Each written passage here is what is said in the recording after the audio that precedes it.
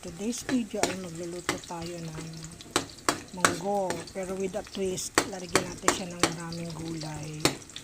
So umpisa natin, mag-isa tayo ng bawang at saka sibuyas. Ayan.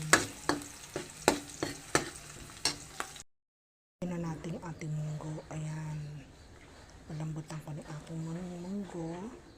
Durugin natin siya para malapot siya. Yan, ganyan. Lalapot siya. Ngayon, yung ating ginisang sibuyas at saka bawang ilalagay na natin dyan. Saka sibuyas, ilalagay natin ang ating gulay. Yan ang ating gulay na ilalagay.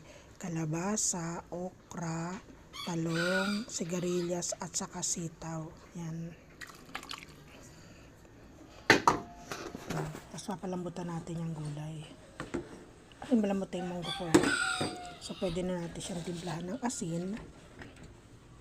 Yan. Yung chicharong baboy mamaya ka pa ilalagay pag malambot na lahat. Yan.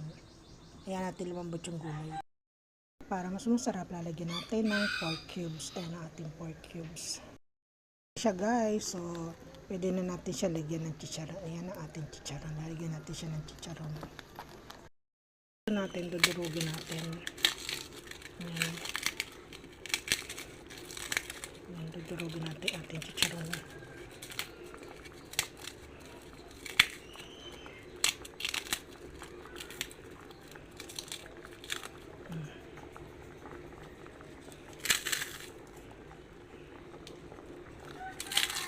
Para mas lumasa siya.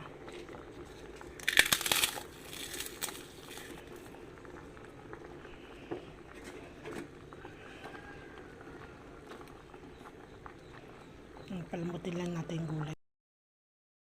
Mas masarap ang ating munggo. Lalagyan natin siya ng malunggay. Ayan. Dahon ng malunggay. Kunti lang kasi mapait ito pag madami. Kaya, kunti lang. Ayan. Ayan lang natin siyang kumulo.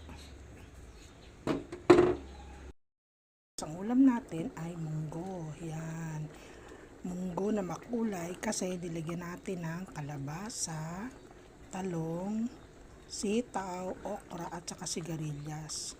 Tapos meron chicharon ng baboy at saka may malunggay. Yan. Yun lang guys. Bye!